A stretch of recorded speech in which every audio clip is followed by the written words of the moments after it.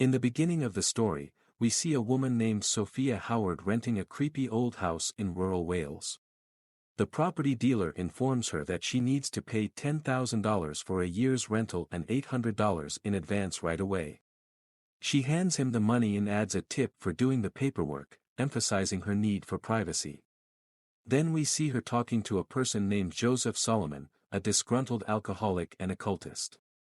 She asks for his help with a ritual that is in the Book of Abramelin to summon her guardian angel. After eating, he accompanies her to inspect the house. He informs her that during the ritual, there should be no sleeping, fasting, engaging in sexual activities, or masturbating. She assures him that she is aware of all the requirements for the ritual. After some contemplation, he refuses to assist her with the ritual and instructs her to drive him back because she can do the ritual on her own. After some extensive, heated arguing, she opens up to him about her deceased son, explaining that the ritual is her attempt to speak to him one more time. In a desperate plea, she offers him £80,000 to assist her with the ritual, and after a moment of consideration, he agrees to help.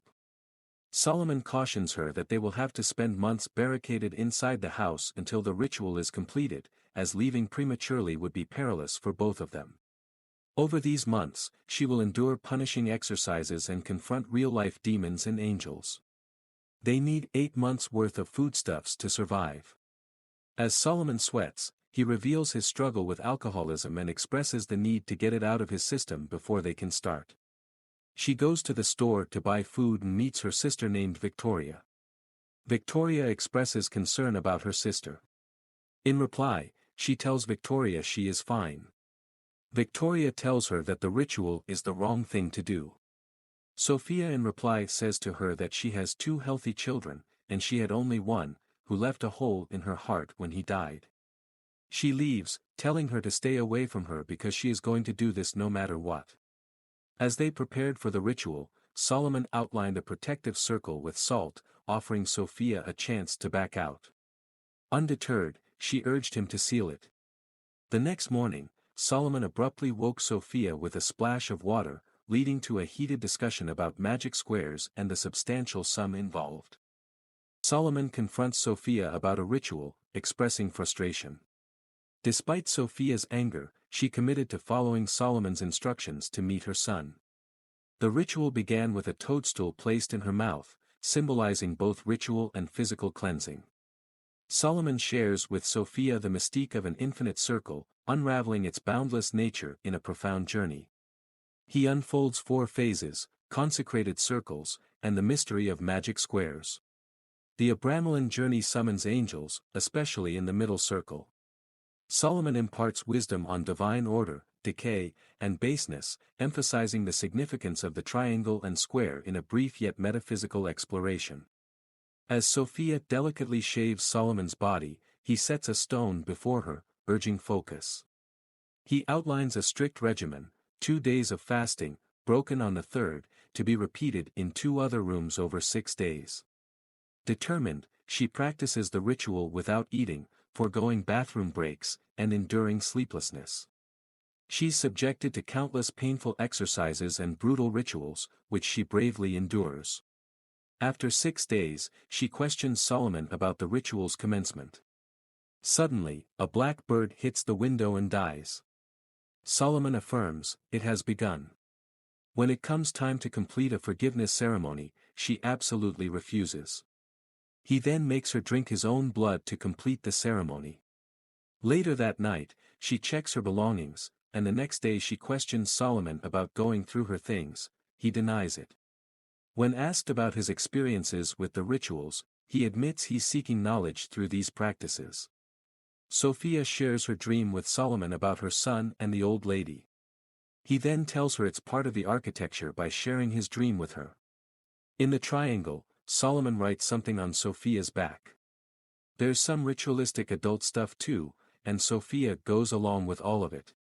However, when she finds out it's not part of the ritual, she's definitely not happy. The next day, she puts her pea in the coffee and tells him that he can serve himself. She is not hungry. I say he deserved it. Later on, in frustration, Sophia wants to leave because nothing is happening, but Solomon stops her by telling her guardian will appear. As the weeks pass, they inevitably get to know each other better. During the ritual, a golden sparkle starts to fall on her, indicating that the ritual is working. As weeks turn into months, Sophia again gets frustrated and complains that the whole thing is taking too long. Solomon accuses Sophia of not being honest about what she really wants. In anger, he chokes her, and Sophia reveals that she really wants her guardian angel to exact revenge on whoever kidnapped and killed her son. This infuriates Solomon even further because he says her dishonesty is impairing the ritual's purity, which, in turn, would put his own soul in danger. Later that night, he wakes her up abruptly and tells her they have to correct her impurity with a rebirthing ritual in the bathtub. But these are just fancy words for drowning or bringing her back to life with a spell and some CPR. Understandably, Sophia's furious with him, so she shoves him and accidentally impales him on a kitchen knife. She panics, and Solomon tells her this is a sign the ritual's starting to work.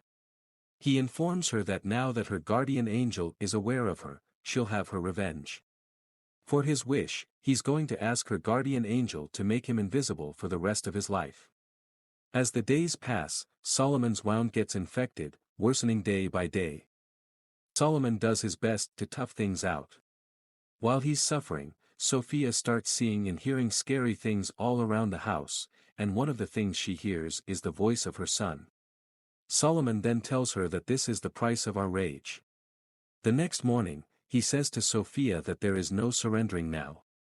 One night, she is doing a ceremony, and she sees a ghostly figure sitting on the chair, smoking a cigarette. When she goes to check, there is nothing. She then goes to Solomon's room and lies beside him.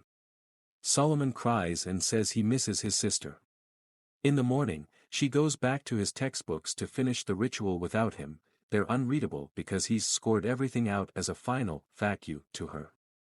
He knew that he was about to die. Not knowing what to do, she breaks the sacred barrier and leaves the house, but her car won't start, so she tries hiking it on foot. No matter which direction she walks, she ends up back at the house. When she goes back inside, she sees Solomon lying on the floor dead, and sometime later, he is dragged by something toward the basement. Unable to do anything, she is tormented by demons. All she can do is run from them and hide in a safe place. She is also being tortured by her son's voice talking to her from behind the door. She talks to that voice and tells him she is going to get those killers. The next morning, she exits the room and sees an old woman holding her son's hand. As she turns around, something hits her on the head and drags her to the basement. One of the demons cuts off her finger. She tries her best to run from them, and every demon in that basement is trying to stop her. When she reaches the stairs, she's begging for forgiveness, and a Gandalf the White type of light fills the house and scares them all away. Sophia follows the light to a room where she comes face to face with her guardian angel. Instead of using her favor to request vengeance, Sophia asks for the power of forgiveness. The angel smiles. Sophia puts Joseph's body in a pond. She then gets in her car and sighs with relief when she realizes she has driven back to reality. Then the story ends. If you like this video, don't forget to like, share, and subscribe for more videos and hit the bell icon.